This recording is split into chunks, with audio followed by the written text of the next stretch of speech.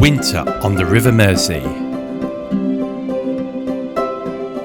Cold, sleepy, but beautiful.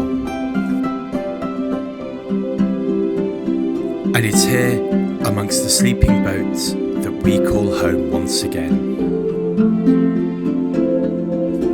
But the time has come to wake Lulu up, to start our winter projects once again, to repair and ready Lulu for the season ahead.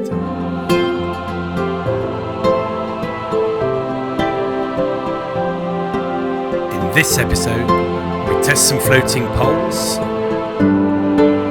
we make a jig for our spray cover,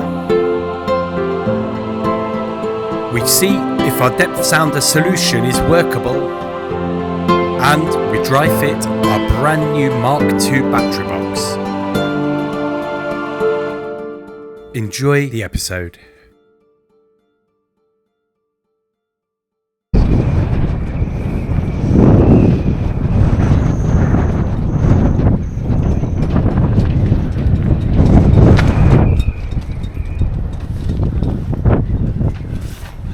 It's windy today, really windy, but it's also dry and not freezing, so I'll take it. Anyway, loads to do today, loads of little itty bitty jobs to do. We'll plough on through them and we'll hopefully we'll push the boat projects on, because I've got some big things that I need to do, but we need good weather for that. So without any further ado, let's crack on. First thing we're going to do is pop down here and we're going to check or test these poles float. So the wind's actually blown away all the rubbish, so this water's going to be nice and clear, which is good. So we're going to hook these up and then we're going to give them a test.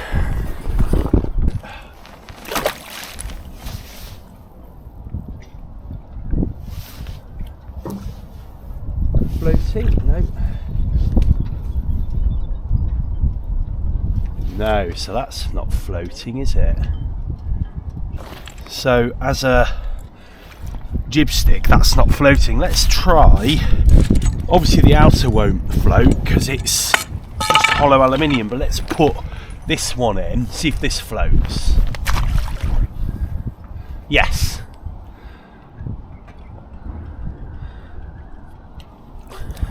Let's just check if those chambers are sealed up as well. The answer to that is yes. Probably the air that was getting in was just this little bit here. So that's good news, isn't it? Look at that. Floating aluminium pole. Okay. Now we've got to check with the paddles. So the first test I want to do with this is the paddle that is just as it was, and I just want to see if this one will just float anyway, because there's definitely some buoyancy in here. So let's give that one a go, and let's just give it some time to fill up with water. There you go. But will that float or will it sink? No, look, it sinks anyway, look. So it actually sinks, these sink on their own. That's interesting. But this one is the one we sealed. So let's get the line around there. Otherwise we're going to lose them. And let's just see what happens with that one. So that one, you can see the air's trapped and that's buoyant. Let's just try and get all the air out. Yeah, it's done a good job, hasn't it? Look at that. Now we're testing the oars as oars. So this is the paddle that's been sealed, but obviously the larger of the jib sticks, which hasn't been sealed in any way. But let's give it a go.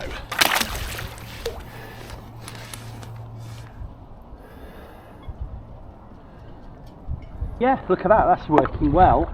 Let's see if we can kind of fill this pole with water. There you go. Yeah, the way we've got the paddle oriented means that the holes are on the sides, so the holes don't actually ever submerge. So you can see now we've got some bubbling down there, look. I'm just going to try and fill this whole pole with water, and then we'll take it from there. So you can see now, you can see it's still bubbling, so the big pole is still filling up with water, but the paddle has got enough buoyancy in it to hold it up so far. We might have to chuck it in deeper water. Got to wait for those bubbles. One thing for sure is the bubbles take ages, so the pole takes ages to fill up with water, so it buys you time if nothing else. We need to wait for those bubbles to stop though. Got it in deeper water here, but I don't think it's deep enough. I think the pole is still hitting the bottom. So I'm going to try to see if I can chuck it in a bit further. Just see if I can test properly. There you go. Ah, there you go, and that's sinking now. Or is it?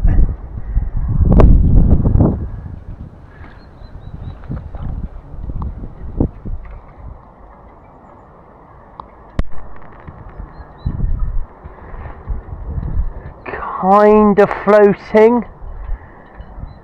You can see there's bubbles still coming out of something. Maybe because I lifted the paddle out. You can see it is very slowly sinking, but do you know what? It gives you enough time, wouldn't it? To sort of, if you drop the paddle, to go and collect it. Yeah, look. It keeps coming, so it's got just enough. It's almost like it's got neutral buoyancy. Although it is going a little bit now. Yeah, I don't know. Let's try the other one. So this is the buoyant jib stick with the standard paddle. Let's give that a go. Oh yeah. So I think actually what happens is with the collar, if we were to put the paddle in on its own, I think it would trap air in it. We'll just do that as one last test, but you can see that one works fine.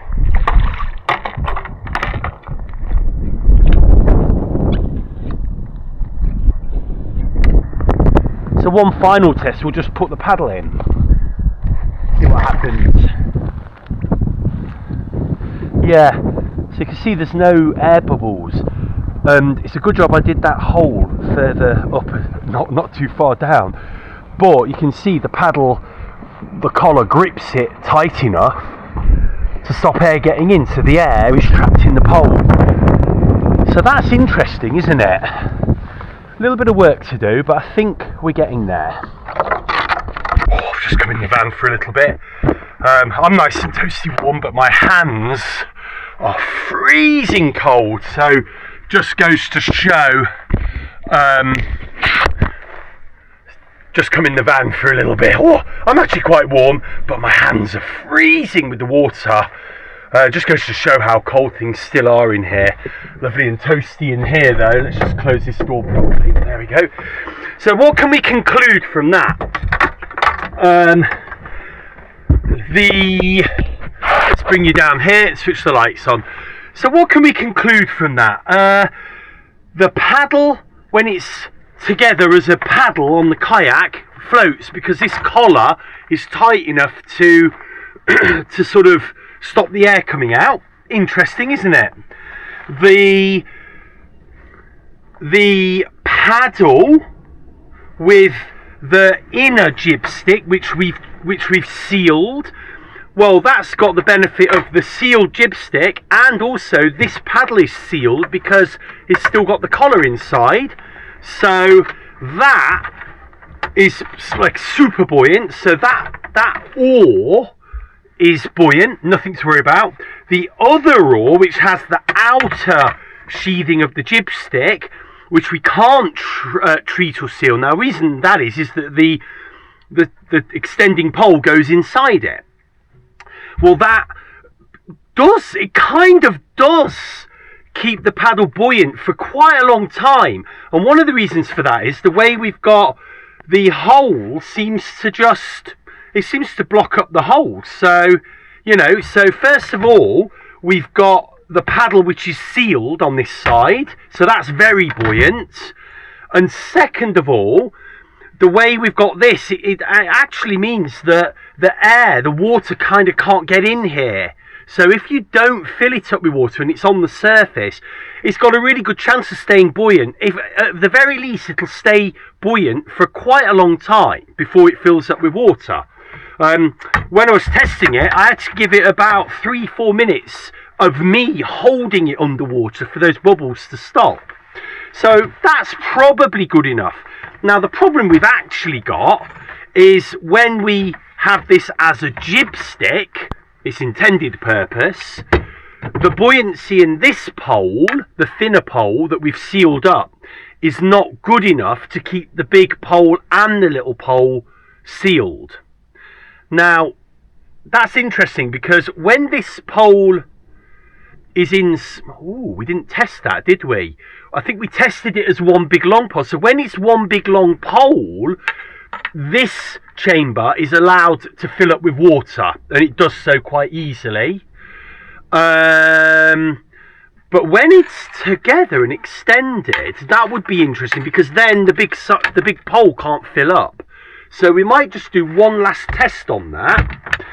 But when it's extended, we're going to have to be careful. Right, here goes nothing. Let's have a look. Oh no. It's straight to the bottom, that one. Isn't that weird? Yeah, straight to the bottom. So the weight of this pole it doesn't have enough buoyancy in the inner pole to hold the weight of the whole pole up. Let's chuck this one in again, just to double check this one. Look, that's super buoyant, look at that. But it's not enough to hold both poles up. Okay. This cover's working massively better. Just little seeds from the trees there, they'll blow off. But it rained really badly yesterday, and normally you'd expect a bit of water pooling on there, but look at that. So that's brilliant, that is. Brilliant news. First thing I want to do, these got a little bit rusty, they're alright, is see, because this wood is dry, it would have had a really good soaking though, this wood. We're going to undo maybe this middle one and just see if it's bent. The answer to that is, yeah, it has, I think. So let's pop that back on there. And take this one off because there'll be more spring in the end. Oh yeah, look at that. That's actually shaped quite well. Now, I'm not going to take them off, but what I need to do today, hopefully, is get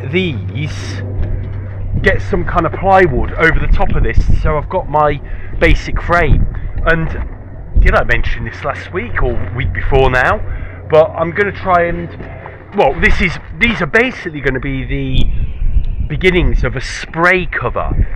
Now I've got a few ideas for the spray cover, but if I can make a template to fit the gunnels here, then that's a really big step done. So yeah, I'm really happy with that. If I took those off, they'd probably stay roughly in shape, which is good. It means they're not being bent so much. So the first job I've got to do is raise these up so they're level with the top of the gunnel. Then we're going to get some plywood that I've got over there. You may just be able to see it over there. And we're going to probably cut down that and then screw it in. And then we'll take it home and we'll get that shaped, and we'll maybe even make like a jig, which will be quite useful.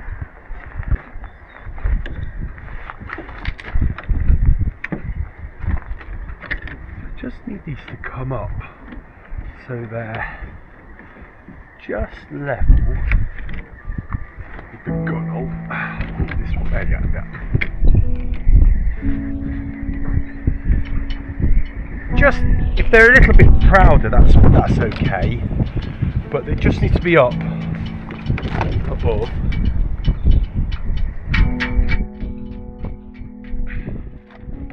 So we can kind of get the wood over the top of them.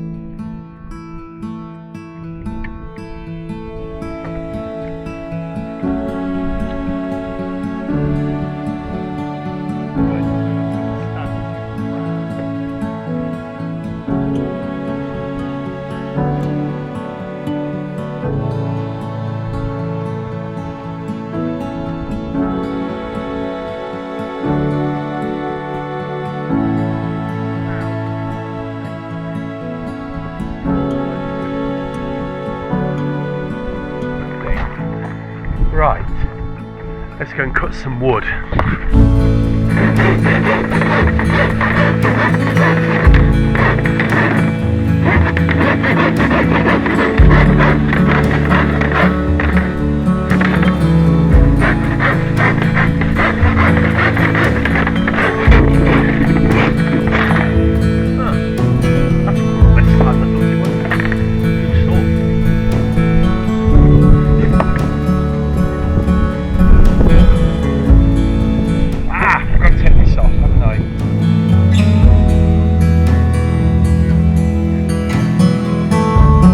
So I don't know how many times you've had these cleats, or fair lead should I say, on or off, but they're coming off again.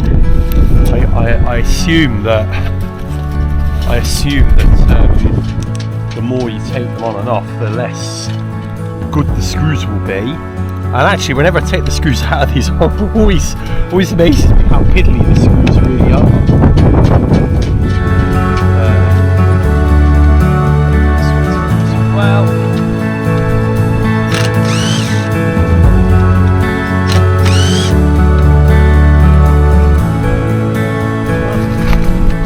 This is going to be a case of just coming with me for a bit, because it's hard to explain. Looks about right. The way I just get these accurate, I just put that in, measure it, and then go over the top, and then add a little, half the width of this wood. So hopefully none are in the gunnels, screwed into the gunnels, and we'll just undo that. Now this should just slip off. There we go. And there we have one template. So let's pop that back on. There you go. And that would fit on there and slide up. You might ask why I'm doing it like this, and the reason is we've got so many odd angles on this boat. If you look at my videos from last winter, when I was doing the anchor chocks that were going to fit on the gunnels, you'll get an idea of it. First of all, you've got the up of the bow, it's not flat. Second, you've got this curve, which we're kind of doing now. Third though, you've got the gunnels tilt. Can you see? They're not flat, they go up. But look at that. So you get a good idea now, look, of the curve of the bow. Now the idea is, I could flip that upside down and it would fit the other bow. I'm pretty sure it would be within the tolerances. Otherwise we're going to find out we've got a wonky boat. But the first thing we need to do when we get home is cut that flush both sides, and then what we've effectively got here is our gunnel here, the template for that. So if we could then get some wood in here to mimic the gunnel, then remove these, we've got our negative template we can start to build on. But I think we're going to be able to use this, but we'll come on to that in another video. It's too complicated for me to explain right now.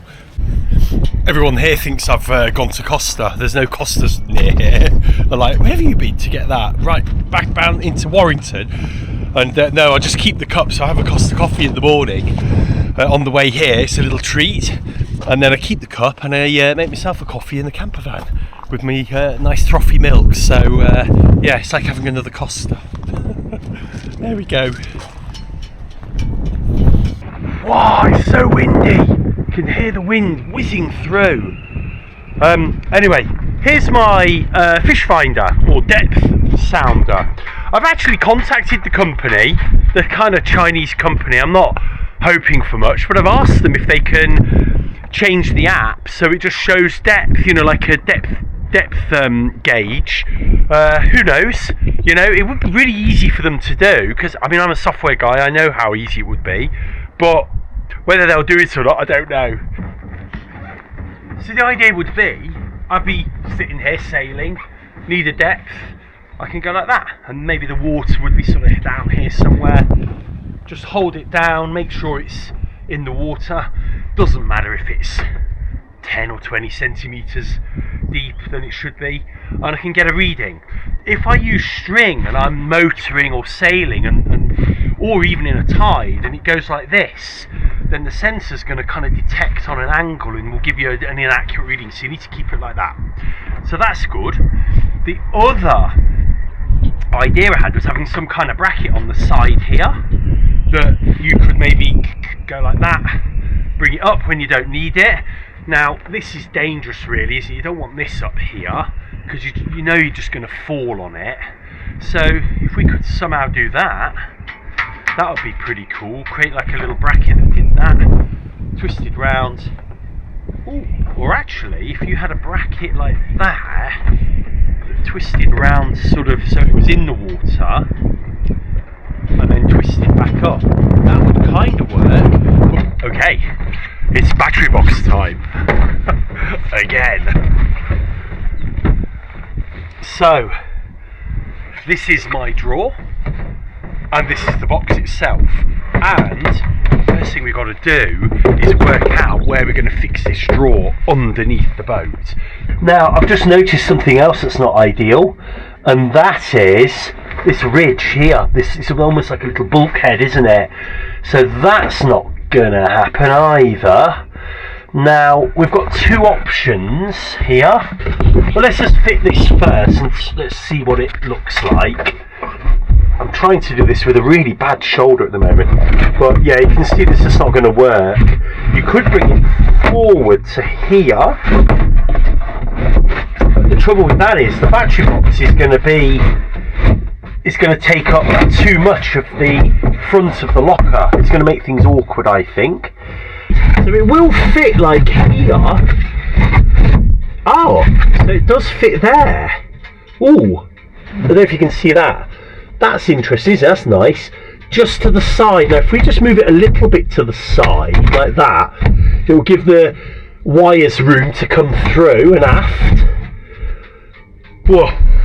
It's when I'm doing stuff like this, I'm lying on the ridge between the transom locker door ridge, and it's absolute nightmare. My 50-year-old back, well, I've got a 100-year-old back, not a 50-year-old back. But that could go there, like that, as we've just shown. So it's a little bit out. So we've got two options, I think. There would work. Yeah, that works. Or we can push it a little bit further back, but it'd be out to the side a little bit. Yeah, interesting.